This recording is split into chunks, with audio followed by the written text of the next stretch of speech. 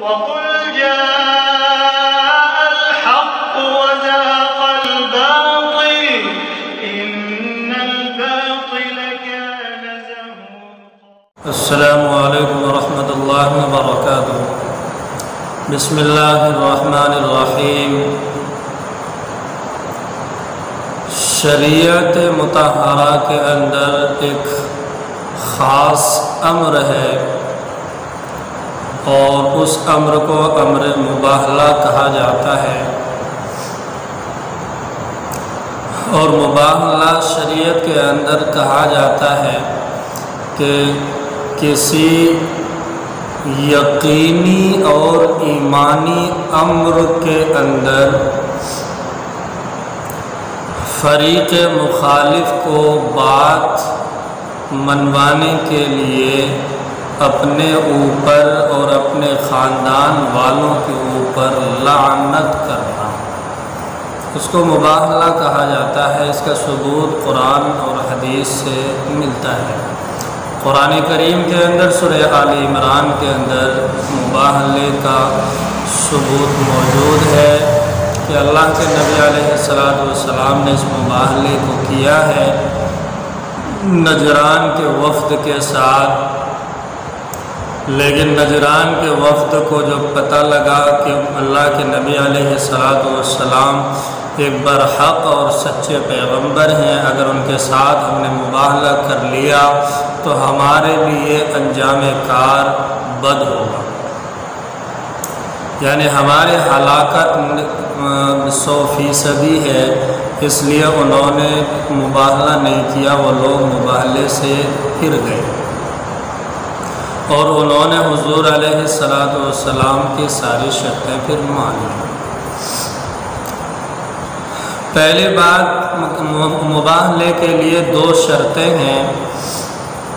2 اصول ہیں۔ ان میں سے پہلا اصل یہ ہے کہ مباہلہ ایسے امر کے اندر کیا جائے گا جو امر یقینیات سے تعلق رکھتا ہو، یعنی جیسے کہ قیامت کا واقع ہونا، قیامت کا آنا، اور اسی طرح سے میدان حشر کا قیام، اسی طرح سے اللہ کے وجود پر، اور اسی طرح سے اللہ کی وحدانیت پر، حضور علیہ السلام کی رسالت پر، قرآن کے اللہ کی کتاب ہونے پر، قرآن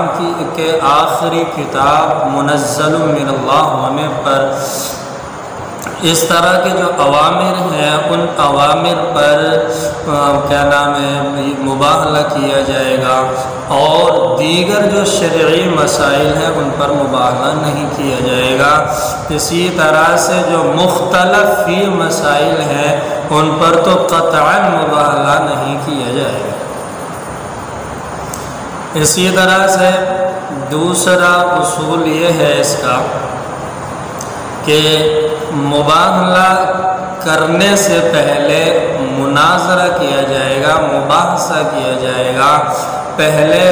دلائل سے بات کی جائے گی، پھر دلائل کے ساتھ بات کرنے کے بعد اگر حق واضح ہو جاتا ہے اور سامنے والے کو حق تسلیم ہو جاتا ہے، سامنے والے حق کو تسلیم کر لیتے ہیں، تو پھر ان کے ساتھ مباہلے والا عمل نہیں کیا جائے گا۔ لیکن مباہلہ ایک آخری کڑی ہے، آخری صورت ہے، جب فریق مخالف دوسری جماعت، دوسرے گروہ کے لوگ ساری دلیلیں ان کے سامنے رکھ دینے کے بعد، سارے دلائل ان کے سامنے رکھ دینے کے بعد، اور حق بالکل واضح ہو چکا ہو اور پھر بھی وہ ماننے کے لیے تیار نہ ہو، تو پھر آخری کڑی یہ ہے کہ اس کے ساتھ میں مباہلہ کیا جائے، ایسے لوگوں کے ساتھ میں مباہلے والا عمل کیا جائے۔ اور مباہلے کی صورت یہ ہوگی جو قرآن کریم نے بیان کی ہے، اور وہ یہ ہے کہ جو شخص مباہلہ کرنے والا ہے، مناظرہ کرنے والا ہے، وہ خود اور اپنے خاندان والوں کو اس کے اندر شامل کرے، اور اسی طرح سے جو اس کے پیروکار ہیں، متبع لوگ ہیں، انہیں بھی اپنے ساتھ شامل کریں۔ اور اسی طرح سے جو فریق مخالف ہے، وہ فریق مخالف میں جتنے لوگ ہیں وہ سب کے سب وہ خود بھی جو مناظرہ کرنے والا ہو وہ بھی، اور جو ان کے ساتھ میں پیروکار اور متبعین لوگ ہوں وہ لوگ بھی ان کے ساتھ شامل ہوں، اور مباہلہ جس بات پر طے ہو جائے بس اسی بات پر مباہلہ کیا جائے گا، غیر امر پر مباہلہ نہیں کیا جائے گا۔ اور مباہلے کے اندر کبھی تو ایک دوسرے کو اپنے اوپر لعنت بھیجی جاتی ہے، اور کبھی اس کے علاوہ جو بھی چیز طے پا جائے دونوں فریقین کے درمیان میں اسی چیز پر مباہلہ کیا جائے گا۔ ابھی حضرت مولانا مفتی سلمان ازہری صاحب دامت برکاتہم العالیہ کے بارے میں یہ مسئلہ آیا تھا کہ وہ مباہلہ کرنا چاہتے ہیں، اور وہ مباہلہ ہے ایک ایسے شخص کے بارے میں، غالباً ان کا نام نرسنگھا نند ہے، اور اس شخص نے حضور علیہ السلام کی شان اقدس کے اندر نازیبہ کلمات کہے، نازیبہ الفاظ استعمال کیے، اور حضور علیہ السلام کے بارے میں بہت سارے ایسی صفات گنا دی کہ جن سے ایک ایمان والا بغیر مباہلے کے رہ نہیں سکتا، اس لیے کہ وہ شخص ایسا ہے جو بالکل قطعاً کسی کی بات تسلیم کرنے کے لیے تیار نہیں ہے۔ اسی وجہ سے مفتی سلمان ازہری دامت برکاتہم نے یہ فیصلہ لیا تھا، اور آخر کار یہ ہوا کہ سامنے والے یعنی انہوں نے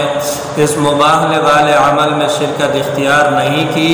اور مباہلے کو چھوڑ دیا، اور بالفرض یہ ہے کہ معاملہ سامنے واضح ہو گیا کہ اب یہ بات طے ہو گئی کہ شریعت مطہرہ کے اندر حضور علیہ السلام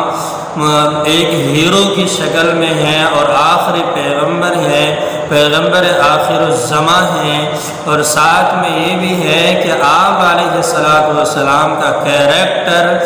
ساری دنیا کے لوگوں کے لیے ایک نمونہ ہے، جو بھی اس نمونے کے مطابق اپنی زندگی کو گزارے گا، اپنے لیے اور اپنے ساتھ رہنے والوں کے لیے اس کے اندر فائدے کو پائے گا اور فائدے کو حاصل کرے گا،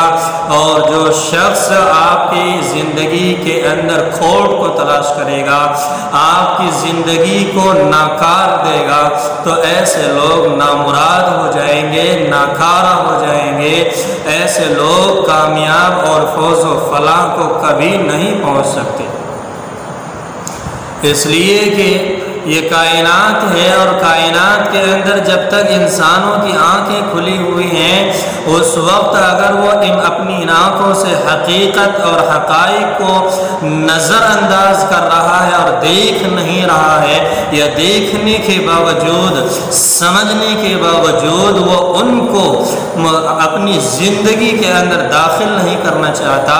تو جب وہ مرے گا اور یہ دونوں آنکھیں بند ہو جائیں گی اور ایک نئی آنکھیں کھلیں گی، تو اس وقت پتہ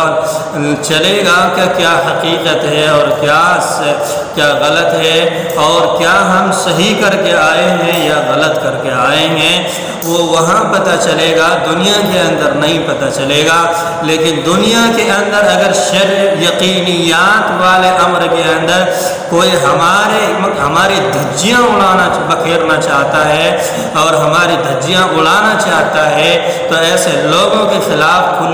کھلا چیلنج اور کھلا اعلان ہے کہ وہ آئے میدان کے اندر، ہم ان کے ساتھ مباہلے کے لیے تیار ہیں، وہ آئے تو صحیح نکل کر زبان کھول دینا بہت آسان ہے، عملی جامہ پہنانا بہت مشکل ہے۔ وہ آئے تو صحیح، آ کر دیکھ لیں کہ کیا حقیقت ہے۔ یہ مسلمان جو چند تعداد کے اندر چند ہیں، یہ اپنے ڈٹے ہوئے ہیں اپنے یقین پر، اپنے ایمان پر۔ جو یہ کہتے ہیں وہ کرتے ہیں، جو یہ نہیں کہتے وہ نہیں کرتے ہیں۔ ایسے لوگ ہیں، یہ اگرچہ دیکھنے کے اعتبار سے مٹھی بھر ہوں اور تعداد کے اندر انگلیوں کے اندر شمار کیے جانے کے برابر ہوں، لیکن اس کے باوجود ان کے پاس طاقت ہے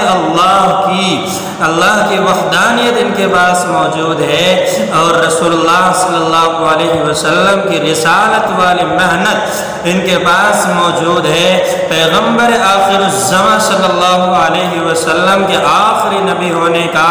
یقین ان کے دل کے اندر سمایا ہوا ہے۔ آپ علیہ السلام نے جو پیغامات امت کو دیے ہیں وہ پیغامات ان کے پاس ہیں، اس لیے یہ کبھی مکر نہیں سکتے، یہ کبھی